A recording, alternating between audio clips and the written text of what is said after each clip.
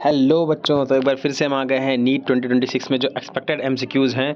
अब आज चैप्टर पढ़ रहे हैं हम सर्कुलेटरी। इसके हम 10 क्वेश्चन देखने वाले हैं। जल्दी जल्दी से देखते हैं, टाइम वेस्ट नहीं करते हैं। Okay, question 1, which of the following components of blood is responsible for the initiation of coagulation. तो बेसिकली कोगुलेशन आपने पढ़ा होगा, coagulation of blood.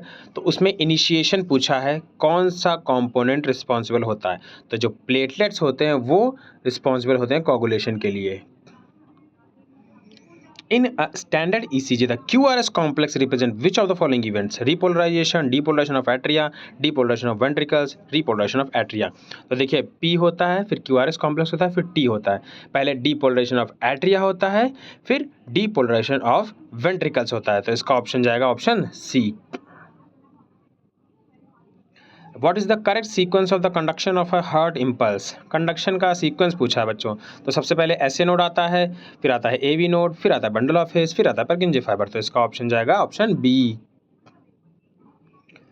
Which heart valve prevents the backflow of blood from left ventricle into the left atrium. तो basically पूछ रहा है कि left atrium और लेफ्ट वेंट्रिकल के बीच में कौन सा वॉल प्रेजेंट होता है। वही वॉल बता दोगे तो वही है। तो बाइकस्पिड या फिर मिट्टर वॉल। तो ऑप्शन C।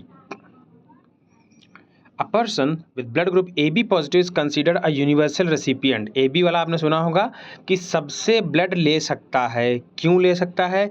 AB का मतलब एंटीजन AB है, एंटीबॉडी AB नहीं है। तो क्योंकि antibodies anti A and anti B in plasma ये नहीं होती है, लिखा ना universal recipient because they lack. तो option D।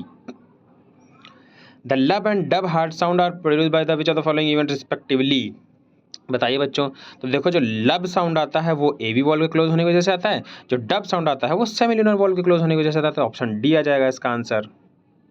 Option D clear नहीं दिख रहा है ये yellow colour. Which of the following blood vessels carry blood with the highest concentration of urea. इसका आंसर बताइए बच्चों। Hepatic portal vein, hepatic vein, pulmonary artery, renal vein. तो सबसे ज़्यादा जो कंसंट्रेशन मिलती है यूरिया की वो हमारी मिलती है हिपैटिक वेन में, यानी option B. Adult human RBC are enucleated. Which of the following statements are most appropriate explanation for this feature? They do not need to reproduce. They are somatic cells. They do not metabolize. All their internal space is available for oxygen transport. इसका answer बताइए बच्चों। तो बच्चों इसमें ना सिर्फ एक चीज़ सही है, क्या है कि only D, all their internal space is available for oxygen transport. ठीक है, ऑप्शन सी मतलब D. Erythroblastosis fetalis can occur when. Erythroblastosis fetalis कब होता है? जब मदर RH निगेटिव होती है और फीटस RH पॉजिटिव होता है। लास्ट क्वेश्चन देखते हैं, ये तो बहुत इजी क्वेश्चन है। Serum differs from blood in lacking. Serum क्या होता है? Without clotting factors. तो ऑप्शन ए।